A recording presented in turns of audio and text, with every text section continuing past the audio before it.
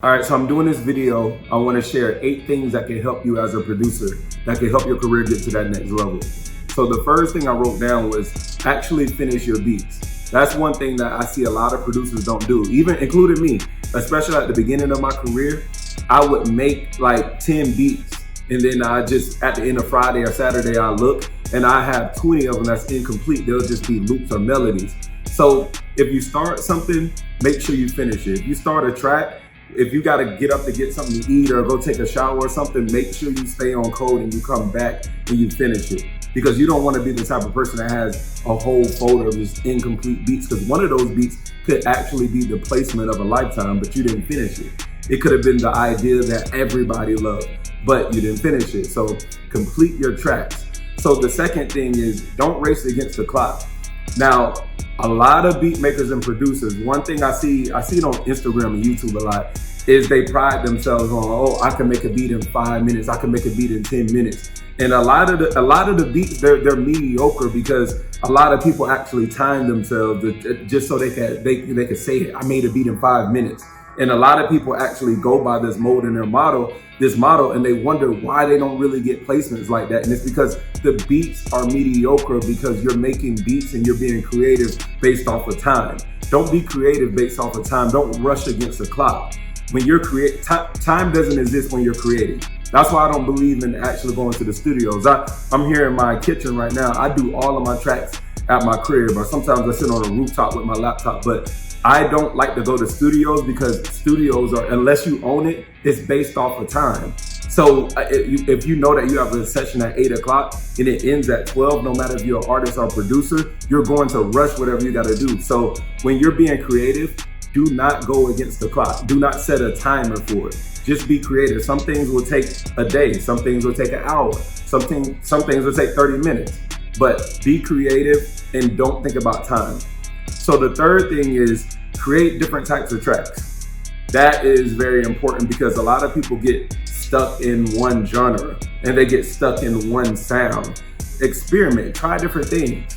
You know, like with me, I make different genres of music. So sometimes I'll make an R&B beat, sometimes I'll just do trap. But even if your focus is one genre, make sure you're not using the same drum kits. Make sure you're not using the same patterns. But challenge yourself to actually expand your mind and expand your sound. Expand everything that you're doing when you're working on tracks. You don't want to be known as, every time I think of a producer, like you don't want somebody to think about you and always think about one sound, because indirectly they're saying that you're not capable of creating anything differently.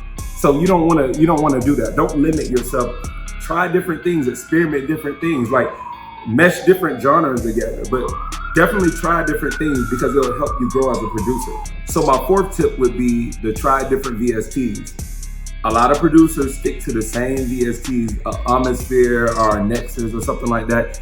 Most producers actually have a good 4 to 5 VSTs, and they'll rock out with those 4 or 5. Like every 3 years, they might add one or take one out. Try as many VSTs and drum kits as you can. Like literally, I spend so much money just on VSTs alone. I'm talking about weekly. I have like a crazy addiction to just new sounds. So you don't want to, these VSTs, they only have so many sounds before everything starts sounding the same. Like you want to expand the VSTs and you expand the instruments that you're actually using. So try different drum kits, try different VSTs. Here's a shameless plug, but I got a VST and I also have a drum kit on keonthetrack.com, so you could try that out. Shameless plug. But the fifth thing is get used to rejection.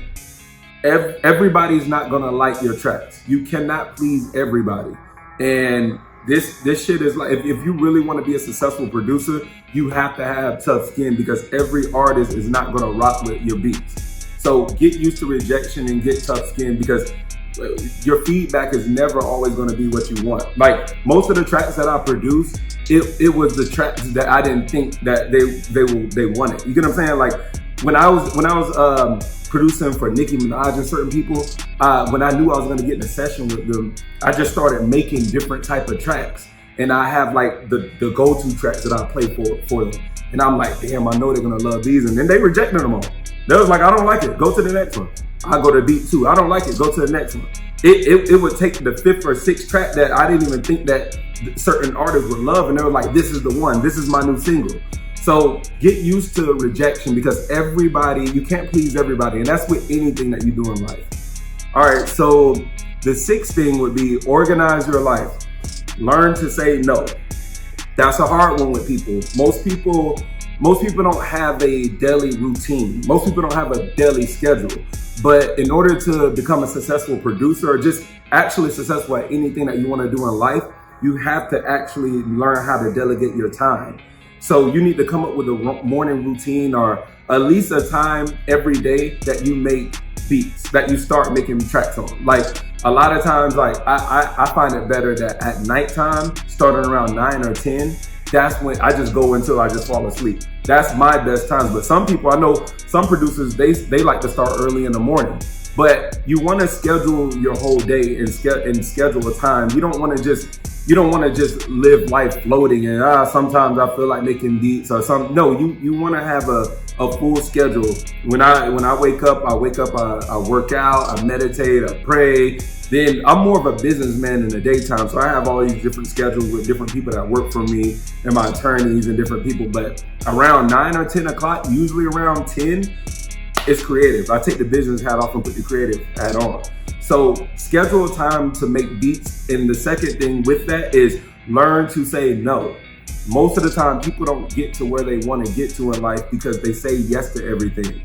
Learn how to say no's. Learn how to fight different temptations. Like there's so many people. I live in Hollywood. Every single day, somebody invites me to a rooftop party, or they invite me to a mansion party. I get all these awards and different things. I'm invited to every single one of them. But I know the goals that I have set for myself. So I know that I have to say no, because you don't want to party and then end up actually just losing that life. You don't want to party on a ship while it's sinking because you said yes to everything because you didn't have any structure in your life. There's a time to party, but there's a time to work. You know what I mean? So I really, entertainment, that's probably 40% of my life. I'm a workhorse. So I learned to say no so you can actually get ahead and actually achieve your goals, because you don't want to later on in life look up when you're older and then that's when depression kicks in. So you don't want to be like that. So the 7th thing that I wrote down is less is more. A lot of times we tend to overproduce and we forget that vocals need to go on the track. So less is more. In today's age, people don't want so many instruments on their tracks. It starts sounding congested. Less is more. I find it like, let's say this, at least with trap music, 5 to 6 sounds actually gets the job done. Anything more than that is overpowering. So less is more. The eighth thing I wrote down, this is the last one, is learn how to seek advice and seek mentorship. I watch tons of YouTube videos just to learn how to do different things, how to mix, how to master, how can I actually master in Pro Tools. I seek there's certain producers that are legends. I actually pay them money just so they can sit down and watch me make tracks, or they can watch me mix, or they can watch me record artists. So get mentorship, and if you don't know people that are great at what you're trying to do, just go on YouTube, buy courses, but constantly feed your brain, constantly learn it so you can grow. So I hope you enjoyed this video. Those are the 8 things that I have that can help you out as a producer, my 8 tips.